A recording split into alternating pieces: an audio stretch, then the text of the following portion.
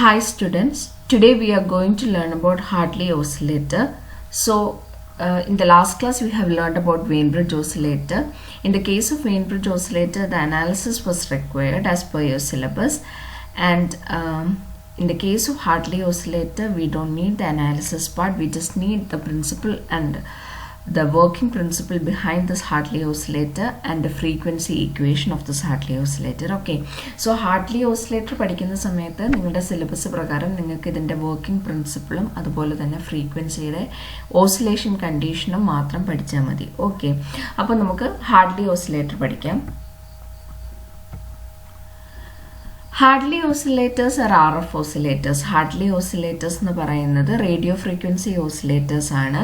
They are widely used as local oscillators in radio receivers. അതായത് Hartley oscillatorന്റെ ഒരു application ആണ് നമ്മൾ റേഡിയോ റിസീവേഴ്സിൽ ലോക്കൽ ഓസിലേറ്റർ ആയിട്ട് ഉപയോഗിക്കുന്നത്. കൂടുതലും ഹാർട്ട്ലി ഓസിലേറ്റേഴ്സ് ആയിരിക്കും നമ്മുടെ ലാബിലൊക്കെ. It consists of a single stage inverting amplifier and a LC phase shift network. So ഈ ഫിഗറിൽ തന്നിരിക്കുന്നത് this figure shows a circuit diagram of Hartley oscillator. Hartley oscillatorന്റെ circuit diagram ആണ് ഈ ഫിഗറിലുള്ളത്. Okay, so here you can see ഞാൻ ഈ dash ചെയ്ത് mark ചെയ്തിരിക്കുന്ന section എന്ന് പറയുന്നത് ഒരു ആംപ്ലിഫയർ സെക്ഷൻ അല്ലേ, അതുപോലെ തന്നെ ഈ ഒരു സെക്ഷൻ എന്ന് പറയുന്നത് ഹാർട്ട്ലി ഓസിലേറ്ററിന്റെ ഫീഡ്ബാക്ക് സെക്ഷനും ഇതെന്ന് പറയുന്നത് ആംപ്ലിഫയർ സെക്ഷനുമാണ്. Okay, so it consist of a single stage inverting amplifier. ഇതിന്റെ സർക്യൂട്ടിൽ എന്തൊക്കെയാണ് ഉള്ളത്? ഒരു ഇൻവേർട്ടിംഗ് ആംപ്ലിഫയർ സെക്ഷൻ ഉണ്ട്, അതുപോലെ തന്നെ ഒരു ഫീഡ്ബാക്ക് സെക്ഷനും ഉണ്ട്. So this Hartley oscillators are containing a single stage inverting amplifier section and a LC phase shift network. Okay, so ഈ ഫിഗർ നോക്കുക. ഇൻവേർട്ടിംഗ് ആംപ്ലിഫയർ സെക്ഷൻ എന്ന് നമ്മൾ പറഞ്ഞു ഇൻ ദ സെൻസ് ദാറ്റ് നമുക്കറിയാം ഇതൊരു BJT ആണ്, അതായത് ഒരു കോമൺ എമിറ്റർ കോൺഫിഗറേഷനിലുള്ള ഒരു ആംപ്ലിഫയർ സർക്യൂട്ട് ആണ് ഇതെന്ന് പറയുന്നത്. So it will be producing 180 degree phase shift. 180 degree phase shift produce ചെയ്യും ഏത് സർക്യൂട്ട്? ഈ ഒരു inverting amplifier circuit 180 degree phase shift produce ചെയ്യും. Okay, so in order to satisfy Barkhasan criteria for oscillation, feedback network അപ്പോൾ ഇനി എത്ര phase shift കൂടെ produce ചെയ്യണം? അതായത് അക്കോർഡിംഗ് ടു ബാർഖസൻ ക്രൈറ്റീരിയൻ 0, അതായത് ഫേസ് ഷിഫ്റ്റ് എന്ന് പറയുന്നത് should be a multiple of 2π എന്നാണ് നമ്മൾ പഠിച്ചത്. സോ 180 ഡിഗ്രി ഫേസ് ഷിഫ്റ്റ് ഇവിടെ common emitter amplifier section produce ചെയ്യുന്നുണ്ട്. So 180 degree balance 180 degree phase shift has to be produced by the feedback network. So in total 180 plus 180 is 360, that is 2π phase shift നമുക്ക് achieve ചെയ്യാനായിട്ട് പറ്റി. So ഇങ്ങനെയാണ് Hartley oscillators ബാർഖസൻ criterion എങ്ങനെയാണ് satisfy ചെയ്യുന്നതെന്നുള്ളതാണ് നമ്മളിപ്പോൾ പറഞ്ഞത്, അതായത് face ആംഗിളിൻ്റെ കേസിൽ. ഓക്കെ, സോ ഇനി നമുക്ക് ഈ ഒരു സർക്യൂട്ടിലുള്ള ഓരോ കാര്യങ്ങൾ എന്തൊക്കെയാണെന്ന് പഠിക്കാം. The DC control input, that is the VCC, is given to the network through RFC. RFC എന്ന് പറയുന്നത് റേഡിയോ ഫ്രീക്വൻസി ചോക്കാണ്. റേഡിയോ ഫ്രീക്വൻസി ചോക്ക് വഴിയാണ്, ഈ കോയിൽ വഴിയാണ് നമ്മൾ VCCയെ നമ്മുടെ സർക്യൂട്ടിലോട്ട് കൊടുക്കുന്നത്. അതായത് കൺട്രോൾ ഇൻപുട്ടിനെ സർക്യൂട്ടിലോട്ട് കൊടുക്കുന്നത് RFC കോയിൽ വഴിയാണ്. സോ ഈ RFCയുടെ ഒരു ഫങ്ഷൻ എന്താണെന്ന് പറഞ്ഞാൽ VCC എന്ന് പറയുന്നത് DC കൺട്രോൾ ഇൻപുട്ടാണ്. സോ മാക്സിമം DCയെ പാസ് ചെയ്യിക്കും ഈ RFC, മാക്സിമം DCയെ പാസ് ചെയ്യിപ്പിക്കും. എന്നാൽ ഹൈ ഫ്രീക്വൻസി സിഗ്നൽസ് ആയിട്ടുള്ള അല്ലെങ്കിൽ ഓൾട്ടർനേറ്റിംഗ് കറൻസിനെ ഇത് എന്ത് ചെയ്യും? ബ്ലോക്ക് ചെയ്യും. അതാണ് ഈ RFCയുടെ ഫങ്ഷൻ എന്ന് പറയുന്നത്. അതായത് ഈസിലി ആയിട്ട് വളരെ വേഗത്തിൽ തന്നെ DCയെ പാസ് ചെയ്യിക്കാനായിട്ട് കഴിയും ഇതിന്. എന്നാൽ ഇത് ഹൈ ഫ്രീക്വൻസി സിഗ്നൽസ് അഥവാ AC സിഗ്നൽസിനെ എന്ത് ചെയ്യും? ബ്ലോക്ക് ചെയ്യും. സോ ഇവിടെ നമുക്കൊരു കോമൺ എമിറ്റർ ആംപ്ലിഫയർ ആണുള്ളത്. ആംപ്ലിഫയർ സ്റ്റേജിലെ ആംപ്ലിഫയർ എന്ന് പറയുന്നത് കോമൺ എമിറ്റർ കോൺഫിഗറേഷനുള്ള ഒരു ആംപ്ലിഫയർ ആണ്. അതിൻ്റെ കളക്ടറിൽ നമ്മളൊരു RFC അതായത് റേഡിയോ ഫ്രീക്വൻസി ചോക്ക് കണക്ട് ചെയ്തിട്ടുണ്ട്. അതുവഴിയായിരിക്കും നമ്മൾ VCC അഥവാ നമ്മുടെ DC കൺട്രോൾ ഇൻപുട്ട് സർക്യൂട്ടിലേക്ക് കൊടുക്കുന്നത്. ഈ RFCയുടെ പ്രത്യേകത എന്താണെന്ന് പറഞ്ഞാൽ it will pass DC. It will easily allow DC to flow through it while it will be blocking high frequency signals. That is AC signals ne adu block ചെയ്യും. Okay. ഇനി R1 R2 എന്ന് പറയുന്നത് voltage divider network ആണെന്ന് നമുക്കറിയാം. അതുപോലെ തന്നെ RECE എന്ന് പറയുന്നത് എമിറ്ററിലെ റെസിസ്റ്ററും അതുപോലെ തന്നെ എമിറ്റർ ബൈപ്പാസ് കപ്പാസിറ്റർ ആണ് CE എന്ന് പറയുന്നത്. സോ ഇതിൻ്റെയൊക്കെ ഒരു ഫംഗ്ഷൻ, അതായത് R1 R2 RECE എന്ന് പറയുന്നത് ബയാസ്, സെൽഫ് ബയാസിങ്, നമ്മുടെ സർക്യൂട്ടിന് സെൽഫ് ബയാസിങ് പ്രൊഡ്യൂസ് ചെയ്യാനായിട്ടാണ് നമ്മൾ എന്തിനെയൊക്കെ ഉപയോഗിക്കുന്നത്? R1 R2 RECE. സോ ഇത്രയും കാര്യങ്ങൾ നമ്മുടെ സർക്യൂട്ടിന് എന്താണ് പ്രൊവൈഡ് ചെയ്യുന്നത്? സെൽഫ് ബയാസ് പ്രൊവൈഡ് ചെയ്യും. Okay, R1 R2 RE and CE is providing self bias to the circuit. So ഇനി കപ്ലിംഗ് കപ്പാസിറ്റേഴ്സ് ആണ് ഈ CC1 CC2 എന്ന് പറയുന്നത്. കപ്ലിംഗ് കപ്പാസിറ്റേഴ്സിൻ്റെ പ്രത്യേകത എന്താണെന്ന് പറഞ്ഞാൽ നമുക്കറിയാം, capacitors will always pass AC and block DC. അതായത് കപ്പാസിറ്റേഴ്സിൻ്റെ പ്രത്യേകത എന്താ? അത് ACയെ പാസ് ചെയ്യിപ്പിക്കും, എന്നാൽ എന്തിനെ ബ്ലോക്ക് ചെയ്യിപ്പിക്കും? DCയെ ബ്ലോക്ക് ചെയ്യും. അതാണ് കപ്പാസിറ്റർ, ഈ കപ്ലിംഗ് കപ്പാസിറ്റേഴ്സിൻ്റെ function. So here at the input we are having a coupling capacitor CC1, and at the output section, that is at the output section of the amplifier stage, we are having a coupling capacitor CC2. So the function of the CC2 is that it is coupling the AC signals from the collector to the feedback network. അതായത് നമ്മുടെ LC phase shift നെറ്റ്വർക്കാണ് ഫീഡ്ബാക്കിലുള്ളത്. അതെന്താണെന്ന് ഞാൻ പറഞ്ഞു തരാം. So അതിലേക്ക്, നമ്മുടെ feedback നെറ്റ്വർക്കിലേക്ക്, LC ഫേസ് ഷിഫ്റ്റ് നെറ്റ്വർക്ക്, അല്ലെങ്കിൽ ഇതിനെ ടാങ്ക് സർക്യൂട്ട് എന്നൊക്കെ പറയും.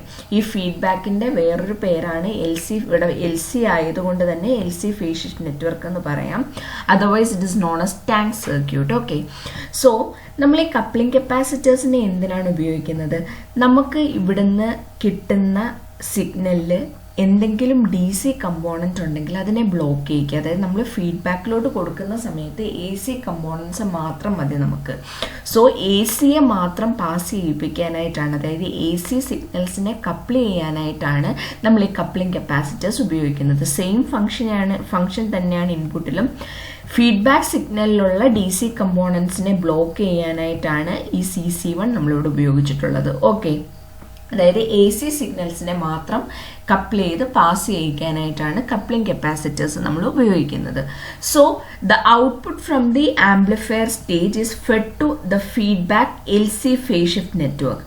So LC phase shift network എന്ന് പറയുമ്പോഴത്തേക്കും ഹിയർ യു ക്യാൻ സീ, അതായത് ഇൻഡക്റ്റൻസിൻ്റെയും കപ്പാസിറ്റൻസിൻ്റെയും ഒരു കോമ്പിനേഷനാണ് നമ്മുടെ ഇവിടുത്തെ ഫീഡ്ബാക്ക് നെറ്റ്വർക്ക് എന്ന് പറയുന്നത്.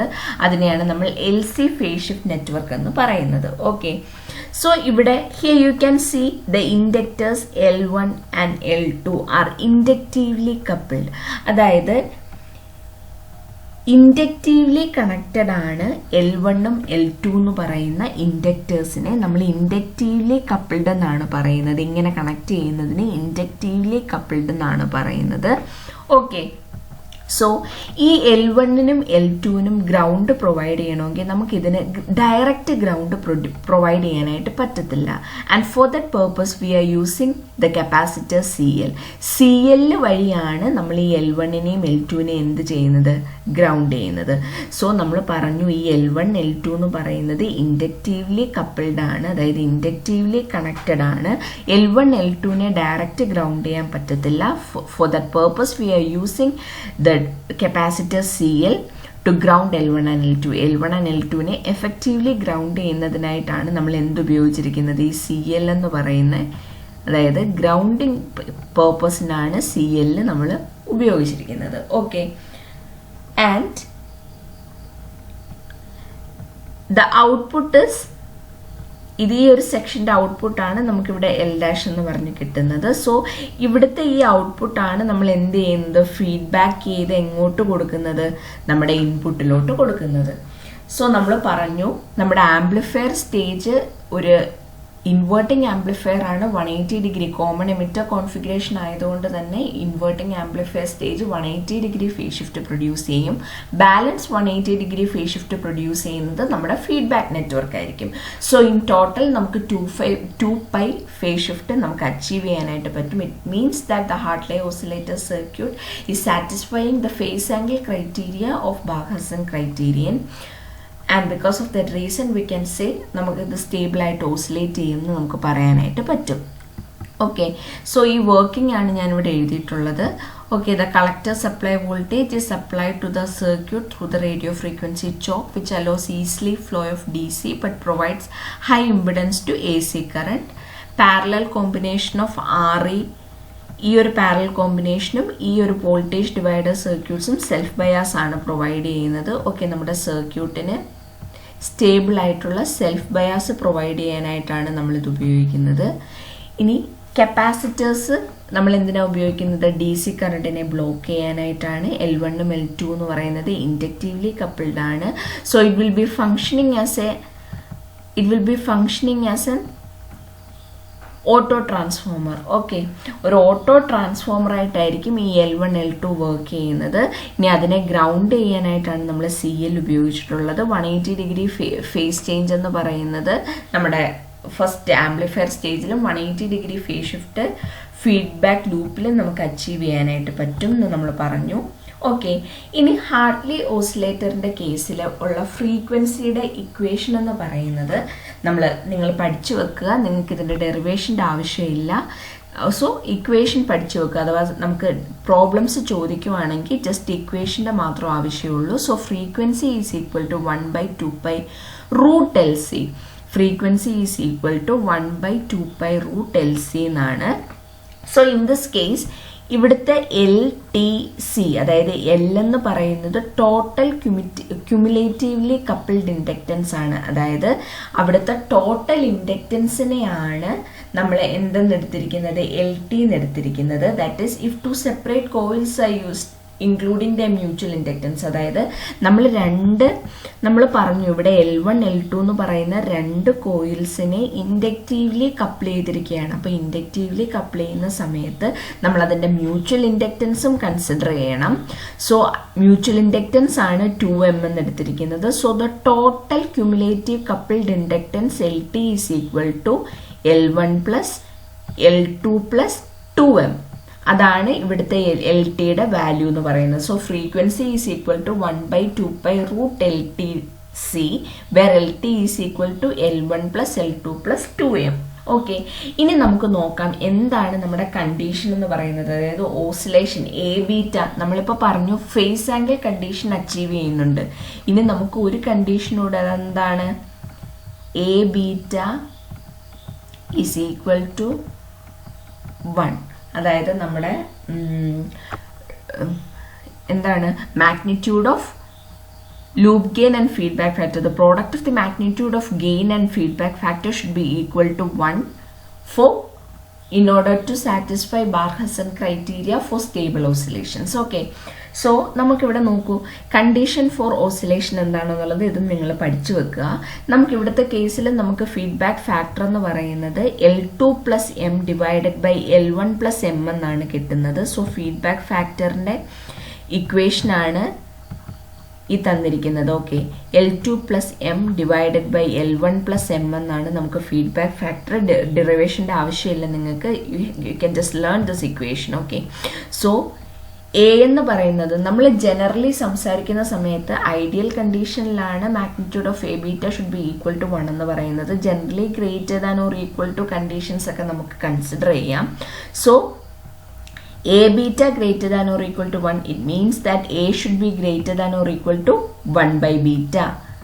So 1 by beta means ഇതൊരു റെസിപ്രോക്കൽ, അതായത് L1 plus M divided by L2 plus M. ഇതാണ് നമ്മുടെ ഗെയിനിൻ്റെ ഓസിലേഷൻ. For stable oscillation the gain should satisfy this condition in the case of Hartley oscillator. So if you have to design a Hartley oscillator which is having stable oscillation, then the gain should be satisfying this criteria. Okay, അപ്പോൾ നമുക്ക് Hartley ഓസിലേറ്ററിൻ്റെ working നമ്മൾ പഠിച്ചു. Hartley ഓസിലേറ്ററിൻ്റെ frequency എന്ന് പറയുന്നത് 1/2 2 pi root LTC ആണ്. ഇവിടെ LT എന്ന് പറയുന്നത് രണ്ട് ഇൻഡക്റ്റീവ്ലി കണക്റ്റഡ് ആയിട്ടുള്ള ഇൻഡക്റ്റൻസ് ആണ് L1 ഉം L2 ഉം. അതുപോലെ തന്നെ and we have to consider the mutual inductance of those two separate coils ആണ്. സെപ്പറേറ്റ് കോയിൽസ് ആയതുകൊണ്ട് തന്നെ അവിടെ മ്യൂച്വൽ ഇൻഡക്റ്റൻസ് ഉണ്ടാവും. സെപ്പറേറ്റ് കോയിൽസിനെ ഇൻഡക്റ്റീവ്ലി കപ്പിൾ ചെയ്തിരിക്കുകയാണ്, അതുകൊണ്ട് തന്നെ അവിടെ മ്യൂച്വൽ ഇൻഡക്റ്റൻസ് ഉണ്ടാവും.